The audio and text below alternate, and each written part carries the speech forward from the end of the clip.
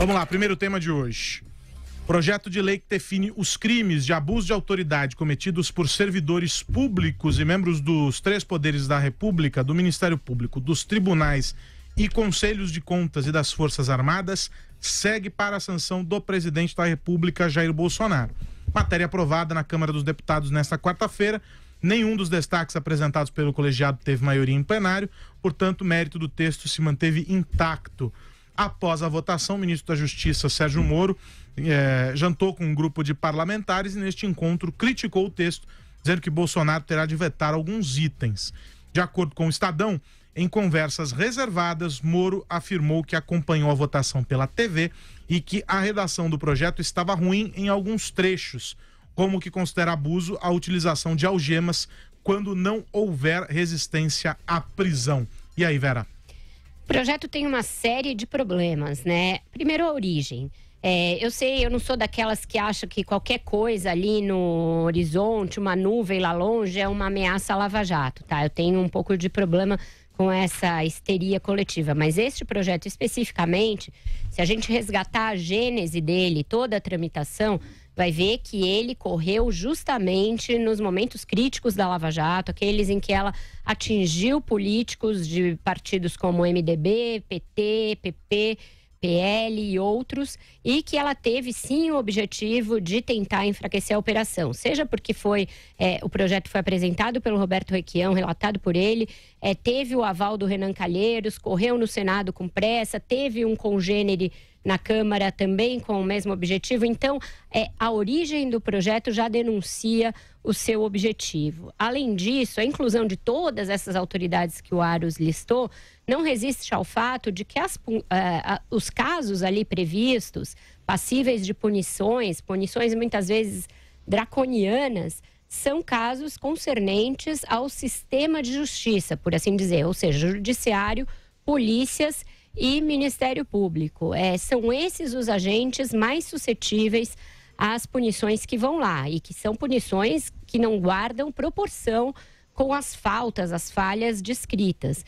Você fala em crime de prisão, em pena de prisão de até 4 anos para quem deixar filmar uma pessoa sendo presa ou sendo algemada. Não tem sentido uma pena como essa. É algo que tem o objetivo, não é nem implícito, é um objetivo explícito de atemorizar os agentes cumpridores da lei, de fazer com que eles se sintam ali com medo de cumprir as suas funções, as suas prerrogativas. Terceiro lugar, existe uma carga de subjetividade na descrição das condutas que não condiz com a dureza das penas. Por exemplo, dizer que está suscetível a ser enquadrado em crime de responsabilidade, crime de abuso de autoridade, aliás, um juiz que não conceder um habeas corpus cuja concessão é óbvia, é evidente. Quem é que determina isso? Isso é um caso clássico e acabado de você querer punir alguém pelo chamado crime de hermenêutica, um crime que é puramente de interpretação e de aplicação da lei, conforme, aí sim, o escrutínio do próprio juiz. Ele tem de ter o direito assegurado pelas prerrogativas que ele tem de inamobilidade, de vitaliciedade, etc., de conceder ou não um habeas corpus segundo aquilo que ele vê no processo e o que ele acha. Se ele está passível de um crime de abuso de autoridade por conceder um habeas corpus, você já tem aí um abuso que é da lei e não de autoridade. Então, por essas e outras, eu acho que a lei, se você olhar o nome dela, Lei de Abuso de Autoridade, é uma coisa positiva. Ninguém pode ser a favor de abuso de autoridade. E nós temos, sim, no Brasil, casos de abuso de autoridade, que deveriam ser puníveis, deveriam ser passíveis de punição. Eu só não sei se precisa de uma lei específica para isso, porque é uma lei que tem esse condão de querer colocar um cabresto nas pessoas responsáveis por investigações. E eu não sei, e aí não é nem eu não sei, eu tenho certeza que esta lei, redigida da maneira como está e aprovada da maneira que foi, depois eu volto aí nos meandros todos da aprovação, ela não é uma lei de abuso de autoridade e ela é sim uma lei abusiva para coibir a autoridade. E aí, Constantino? Perfeito. Eu estou revoltado com isso. Isso é um golpe sério à Lava Jato e muito mais do que a Lava Jato. como a Vera disse, isso pega o trabalho de polícia, de juiz, de promotor. A origem também já foi mencionado, né? Qualquer coisa, vamos ser transparentes aqui, qualquer coisa que venha de Roberto Requião, você tem que ficar com, no mínimo, atenção redobrada. Com o selo de garantia de Renan Calheiros, aí pronto, é a certeza de que o negócio não presta. Então, a origem já é totalmente contaminada. O projeto, se você lê ele na íntegra, ele é assustador, é temerário. A principal questão, a Vera já mencionou também, é o grau de subjetividade. Fala em ação por mero capricho. Quem é que define isso? Então, você transforma as autoridades em reféns dessa interpretação do próprio Estado. Né? O sujeito que aceita uma carreira de policial, de juiz, de promotor, ele não costuma ter muito medo de bandido. Ele sabe já que a carreira dele envolve esses riscos. Mas ele está com medo agora do Estado. Então, veja, é um espantalho falar que quem é contra esse troço, essa bizarrice, é contra coibir abuso de autoridade. Eu sou liberal, eu defendo direitos de indivíduos e o Estado é sempre uma ameaça. Então, é óbvio que tem que coibir e limitar abusos de autoridade, é óbvio. Mas não é disso que se trata.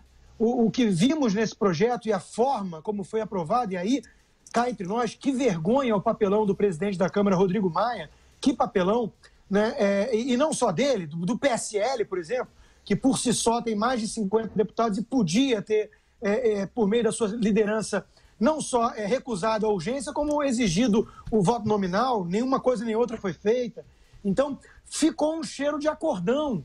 Ficou um cheiro de acordão no ar, de todo mundo ali, de alguma forma, tentando se blindar e se vingar da Lava Jato. E como é que coloca a situação do ministro Moro, que é contra isso, já foi contra quando o projeto tramitou no Senado, e agora mesmo se declarou desconfortável com o projeto. Foi elegante, falou que tem que dedicar o estudo necessário ao respeito ao Congresso e tudo, mas que vê alguns pontos complicados. O projeto é um lixo. E como é que fica a situação do Bolsonaro, do Sérgio Moro, se o presidente Bolsonaro não vetar isso? A pressão toda recaiu sobre o presidente agora. E ele tem uma situação delicada nas mãos, porque a gente sabe que ele tem ali flertado com algumas concordâncias ali com o Toffoli, com algumas críticas até mesmo a alguns excessos da Lava Jato, e tem o filho dele, senador, em meio aí a uma investigação por rachadinha, por corrupção no seu gabinete. Então, é uma situação toda que gera um desconforto enorme. O Partido Novo foi o único que foi mais veemente contra, né? E já entrou, inclusive, com um pedido no STF pela forma como o presidente Rodrigo Maia votou, inclusive se recusando a contar de fato ali as mãos levantadas para ver se dava 31, que é o número mínimo. Acho que temos até o vídeo, né, disso, não sei, mas vergonhosa a postura de todos os envolvidos. E aí nas redes sociais agora tem acusações sérias, porque tem, por exemplo, a deputada Zambelli falando que não houve esse acordo, né? De onde vem a explicação da liderança do PSL para não ter recusado a urgência do projeto, né? Não do mérito, mas a urgência da votação. Ela diz que foram enganados. Então tá precisando de muito esclarecimento ainda o que aconteceu na noite de ontem. É muito grave, é o golpe mais grave até agora contra a Lava Jato, e que, para atirar na Lava Jato, atira em todo o sistema de justiça e coloca os policiais reféns dessa arbitrariedade. Eu conversei hoje com um juiz federal, ele disse para mim que não só estava revoltado e via vários pontos inconstitucionais ali, como ele mesmo pensa em abandonar a carreira. É essa a situação que estamos vivendo hoje. Colocou as pessoas sérias, que cumprem as funções de promotoria, de justiça e de polícia, na berlinda, como reféns, e pensando em abandonar a carreira, enquanto que vai abrir o caminho aí justamente para aqueles que os políticos sonham, que é a turma carreirista de politiqueiros, né, que querem, no fundo, ir ali para garantir impunidade de autoridades poderosas. Josias, quero ouvir você sobre esse tema. Olha, armou-se uma grande encenação na aprovação desse projeto de lei sobre abuso de autoridade. O PSL do Jair Bolsonaro se juntou ao pedaço bandalho do Legislativo, incluindo aqui o PT e o Centrão, para aprovar uma lei que intimida investigadores, procuradores e juízes. Em 2 semanas, o presidente da República vai ter que informar o país se ele vai sancionar ou vetar essa reação clara, não há dúvida sobre isso, reação da oligarquia política à Lava Jato. Há no palco, o que é mais intrigante, é que há no palco um inusitado encontro entre sujos e mal lavados. Sob investigação, o Flávio Bolsonaro se diz agora perseguido pelo Ministério Público do Rio de Janeiro. Ele repete um lero-lero que é típico do PT e de outros encrencados, PSDB inclusive. Os interesses desses pseudo-perseguidos se juntaram no escurinho do voto simbólico para aprovar essa lei. Coisa combinada, não há dúvida sobre isso, com o Rodrigo Maia, que é o presidente da Câmara. Há um cheiro de queimado nesse palco. O problema é que, apesar da fumaça, pouca gente se anima a gritar incêndio dentro do teatro. Por hora, só o Partido Novo, que tem 8 deputados. Mas a coisa é tão escancarada que é preciso gritar teatro dentro do incêndio. Fala, Vera. Muito bom. A postura do Rodrigo Maia, claramente ele se articulou com todos os líderes aí dos partidos para colocar esse regime de urgência e já aprovar o projeto. Entre uma coisa, a aprovação da urgência e a aprovação do projeto, tem um período aí de menos de 5 horas. Então isso vem sendo gestado há dias para que se coloque uma coreografia assim tão bem ensaiada no palco do teatro, como bem disse o Josias. Vendo a reação dos partidos, você percebe que eles também já estavam articulados. Muitos encaminharam voto a favor e os que liberaram os seus partidos, aqueles do muro de sempre, entre eles o PSDB, o fizeram para não ficar depois mal na fita, mas também já estavam no joguete.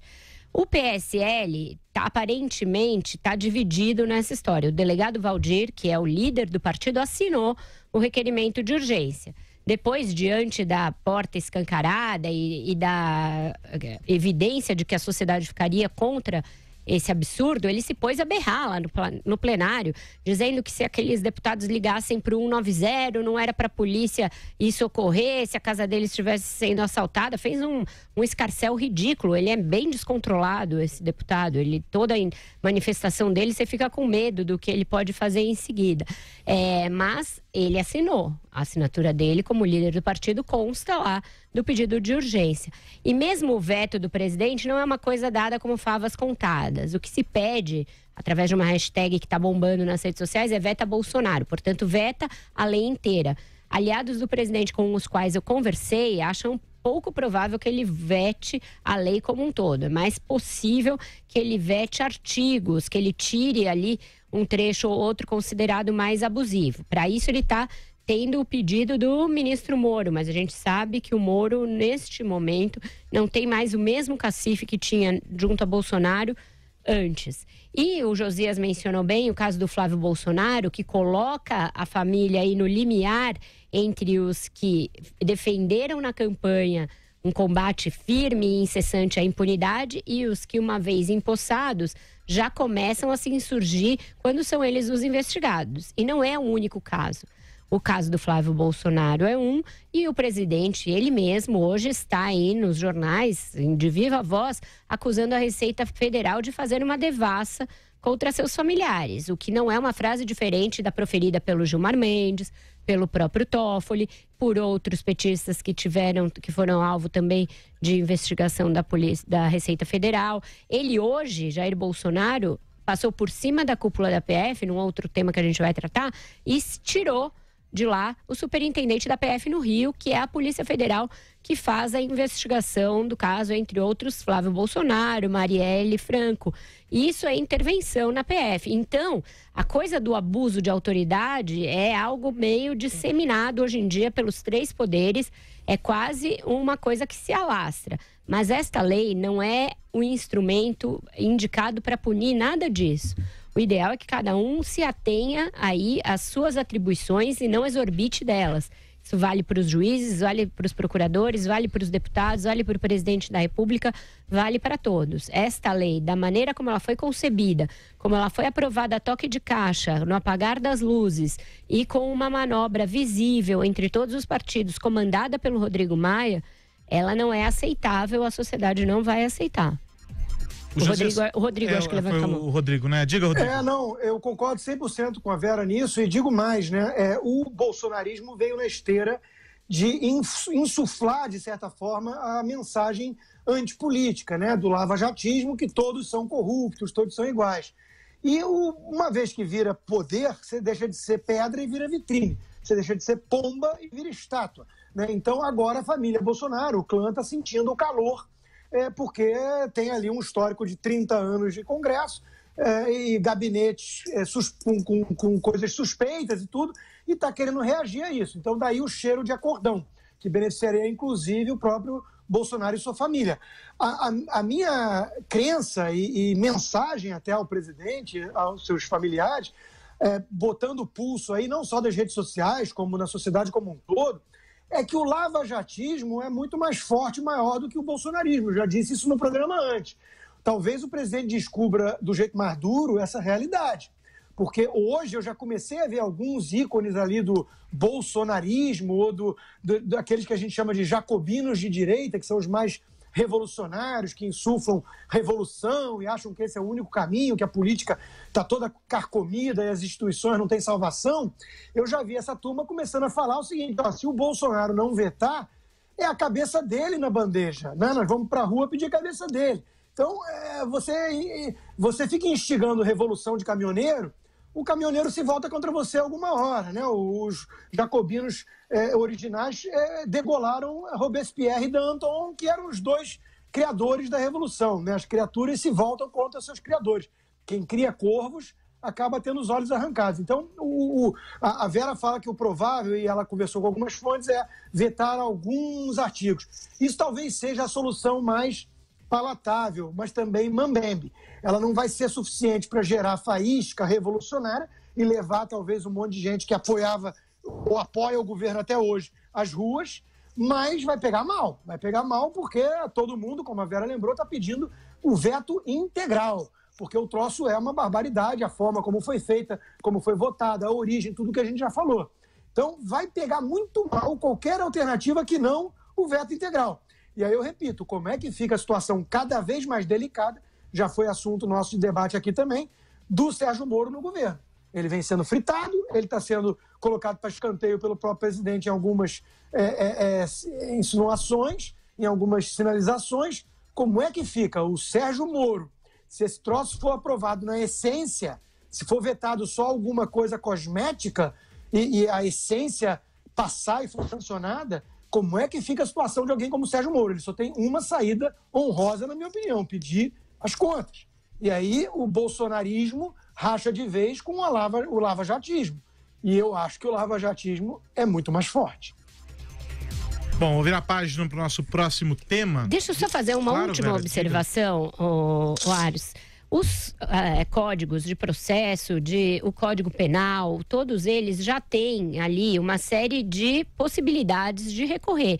Então, não é possível a gente admitir um discurso segundo o qual as pessoas estão sendo vítimas de arbítrio sem nenhum tipo de direito de recurso. Elas têm recursos em todas as instâncias. Então, não é como se a gente vivesse um estado de exceção e que se você precisasse disciplinar do zero algumas condutas. Então, é importante a gente não perder isso de perspectiva, tá?